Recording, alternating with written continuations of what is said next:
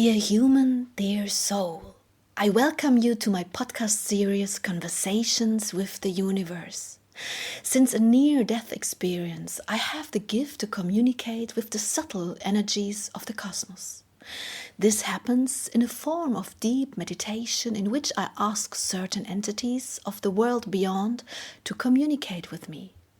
As one of the first contacts with the other world, my old friend and teacher, friend of the Indians, showed himself to me, and it is now a great pleasure for me to introduce you to these conversations as a supplement to the books. Please excuse me if the terms and our articulations are not perfect. Our mother tongue is German, but we try to translate it to the best of our ability. Thank you for understanding. Dear friend of the Indians, you next wanted to talk about the different energy potentials of the souls. Please begin. You are distorting the term, dear. The title of this chapter is supposed to describe that both vast and limitless souls, as well as negative, narrow soul energies, incarnate on this planet. Then what should we call this? The different incarnating soul energies? Human potentials. Okay, well then, please begin.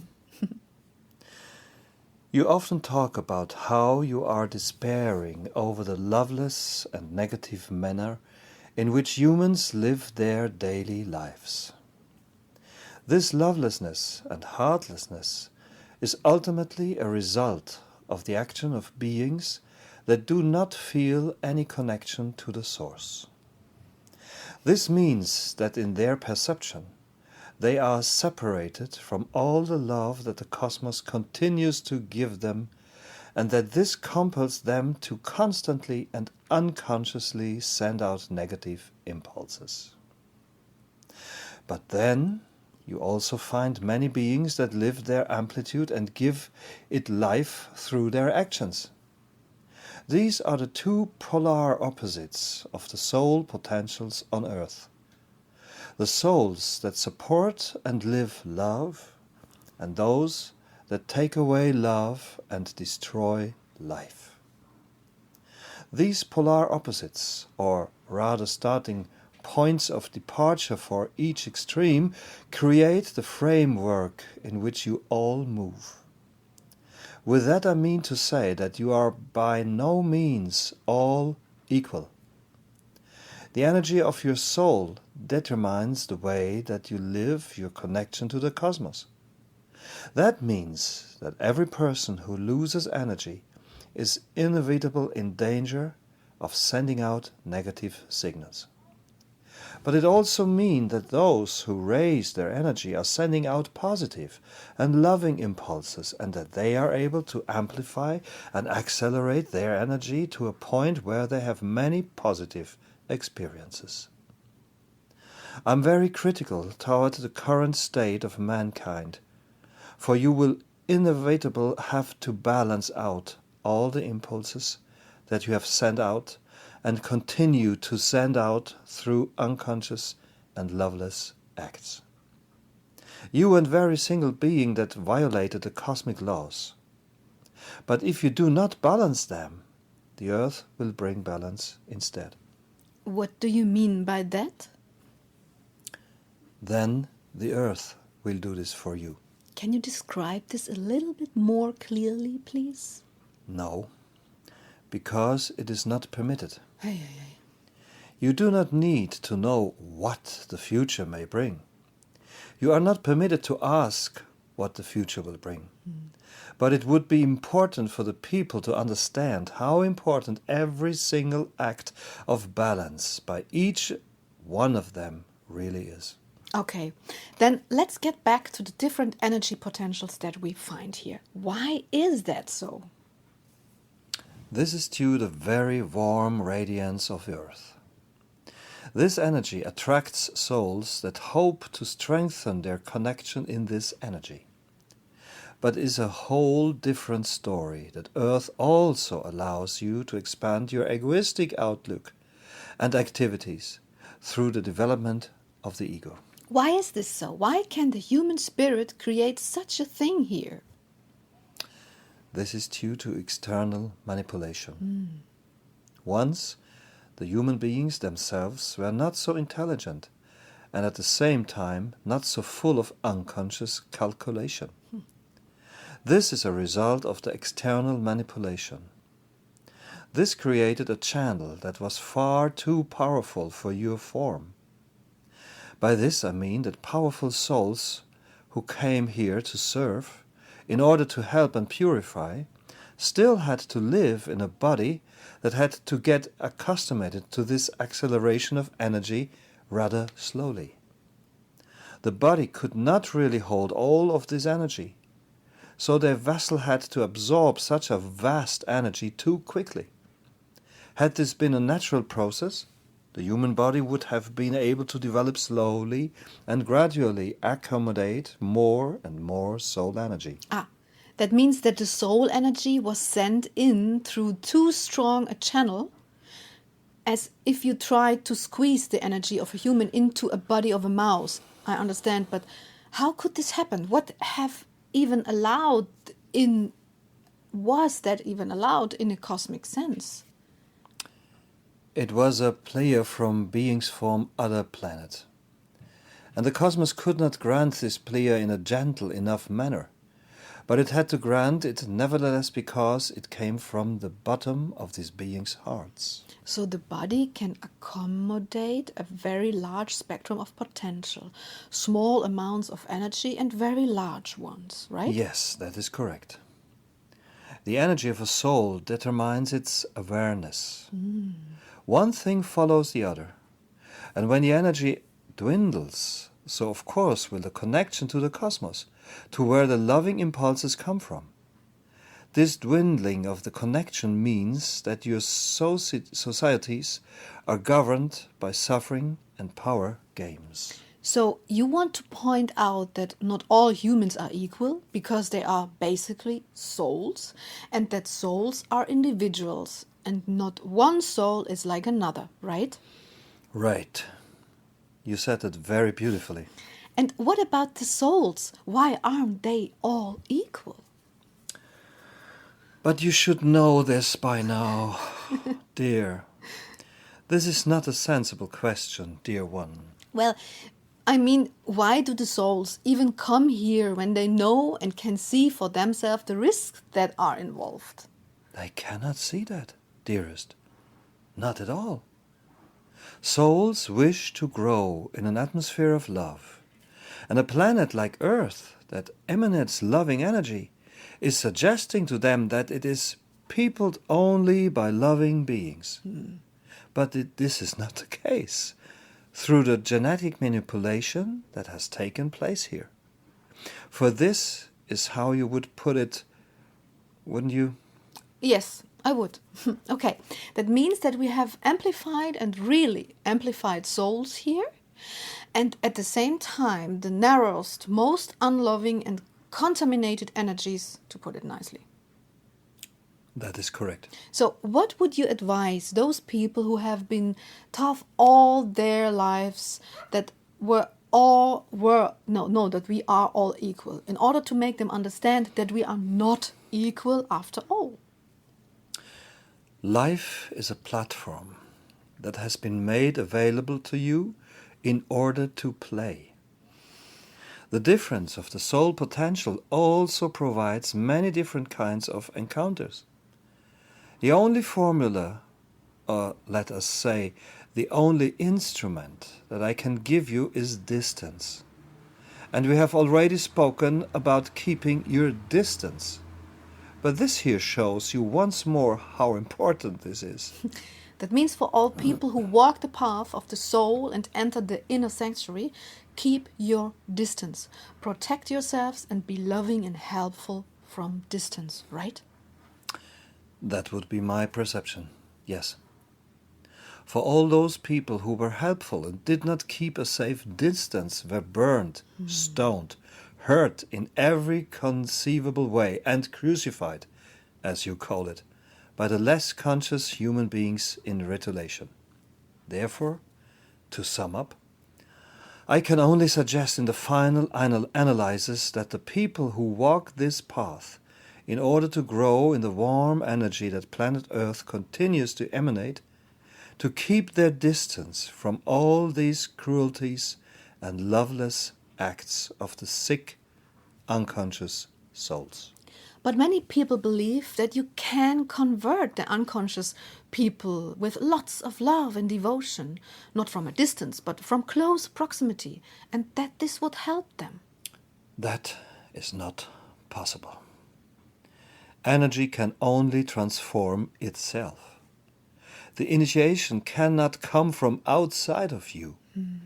Transformation begins spontaneously or through a soul-expanding experience within those beings that want to change, never from outside through the wish or through the initiation by another being. This is a false concept. Even these words here can only be absorbed by you, and it is you alone who have to make the decision to implement them or not, as the case may be. So all people who wish to grow in love need to seek protection so as not to get hurt by the others. And then they can work their energy in peace, right?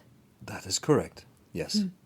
Is there anything else that we have to be aware of regarding these different energy potentials here on planet Earth? There is, and I will be happy to name it.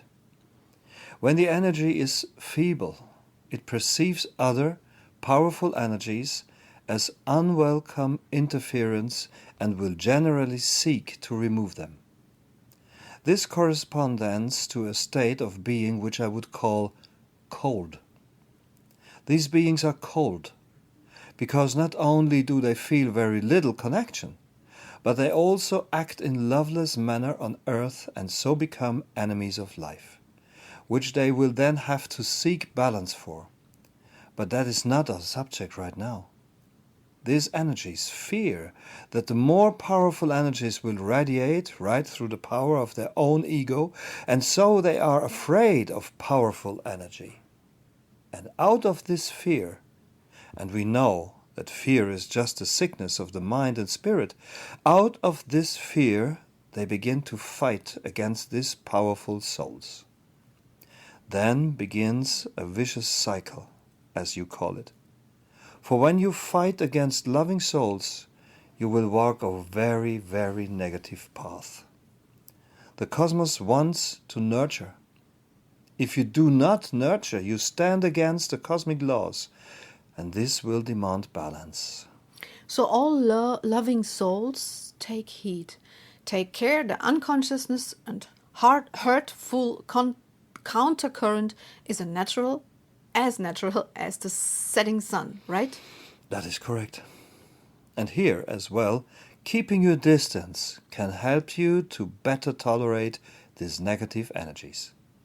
That is important, yes? I would also like to know why the Earth has this special aura. Do you know? No, I don't know. It is as it is. It is a beautiful planet, a paradise, with an abundance of animal and plant life, with a natural variety that you rarely find in the cosmos. Yet the dark side of this planet is human unconsciousness. But that is so sad. It should not have to be this way. Why aren't we all just nice toward one another? That is a lovely question. But the cosmos allows many forms and it gives life to all of them without judgment. Earth is a wonderful planet, but it is constantly losing energy through the way that people live on it. But do you really think that the energy, the power of such a planet, is even bothered by human beings? Is it far more powerful than all the people put together? That is funny, the way you put this. And yes, in truth, it is so because you cannot tame nature. But I'm just very sad that the planet suffers so much by the hand of its inhabitants. Yes, okay. But don't you think that there is a better alternative somewhere in all of the millions of galaxies? Yes, there is. But if you choose to come to Earth, you do so freely. There is no logic behind this, dear one. Yes, okay. Can't you give the souls a sort of instruction leaflet that advises them to avoid planet Earth as it is far too dangerous for their development? No, I can't. But I know what you mean. You could tell them through this book that there are other planets that they should choose, that it does not have to be the Earth. That would be my advice, although I do not really like to interfere with such processes as a matter of principle. I understand. But it is not really interfering, just communicating. And if it were not allowed to communicate such thoughts here, then we would not have been allowed to write them down. And there are souls who absolutely wish to return here because they still have many tasks to fulfill here. That is correct. And many have to come back to Earth in order to meet with the energy of another being with whom they have unfinished business. But we digress. Let us stay on the subject of the Earth's energy. You know that Earth is a special planet, and you know also now that it has a special warm aura that is very inviting to incarnating souls. You further know that it brings you heart energy and that it allows you to live and grow within this energy, and you have also learned that far too few of you take this opportunity. Yes. You once said that at this time there are relatively few light-bringing, conscious and accelerating beings on Earth. Is this really the case? Unfortunately, it is.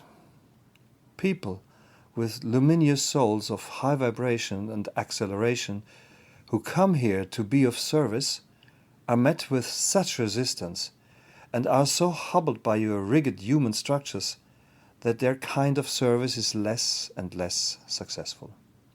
Therefore, fewer and fewer luminous souls are choosing this path. But still everyone can raise their energy at any point if they so choose and live the power of their own soul in joy and peace, can't they? That is right, yes, and that is why we are writing these words. So that you understand what is at stake, so that you may understand how to change things.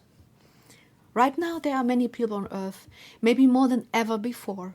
There is intensive livestock farming, overfishing. All these are realities, which in my opinion point to an imbalance. What do you say? Are we too many? That is not correct. There is no imbalance. It is just that humans do not live in harmony with the cosmos. The same number of people could comfortably survive on Earth without killing animals and destroying plants in this unconscious manner. The only problem of mankind is a lack of consciousness. The cosmos provides an ever-present abundance, which would always be at your fingertips if you did not destroy it. But if you are not aware of the abundance, you end up stealing from it instead of accepting its gifts. Hadn't we better say, if you do not respect abundance, you are stealing? You could say that. But in order to respect something, you first have to become aware of it. True. And why are there so many people on Earth at this time? That is a question that I cannot answer, dearest. You would have to ask another entity for that. Do you know who might be able to answer that? The Wise Brotherhood. Ah, I understand. Thank you. But let's get back to the energy potentials of the souls who are incarnated here on Earth. Isn't it a great thing in principle that such a wide spectrum of energy potential can exist here all in one? Yes, it is. I want for you all to recognize this potential, because where there is such beauty in nature, a being with as much acting power as a human being can live in a loving manner. You do not have to kill, and you do not have to exist without love. One thing does not follow the other. What else would you like to tell the people? Nothing more. The most important things have been communicated to you. Please understand that not all people are equal. This information is wrong. This information is the reason for many misconceptions that cause you to remain in groups that are not appropriate to your energy. Therefore, it is so important to me to ask you to please find the true power of your soul and find the love in it. And then you will see how very much you are not equal to others. Similar perhaps, but not the same. So you mean that we are never the same, only perhaps similar to each other, but first and foremost the cosmos is made up of individual souls, right? Like every drop of water. Yes, that is correct. Are there any human beings that have no soul? No. I'm asking because there are people who seem so cold and heartless, as if they had no soul. But those are people whose connection is just very weak, right? Yes, that is right. And the power of their ego is very strong. Can the earth be saved at all? I'm asking this so directly in order to get a direct answer. Can this earth be saved when it is inhabited by so many unconscious souls? That is a big question. I do not know what your ultimate choice will be. It is humanity's choice. All I can say is that it is up to every single one who reads these words to find the love in themselves. This path is always open to you. The cosmic powers are always there. The loneliness, the sadness that you feel is only due to the contamination of your perception. All that is eternal, and it is love. Therefore, please, walk the path of love, and you will be rich. Rich in love, rich in loving experiences and energy. Oh, this is wonderfully said. So, is this the end of the subject then? Yes, it is. What would you like to talk about next? I would like to talk about purity. Thank you. I'm very much looking forward. Thank you, love. Thank you, dear. Love.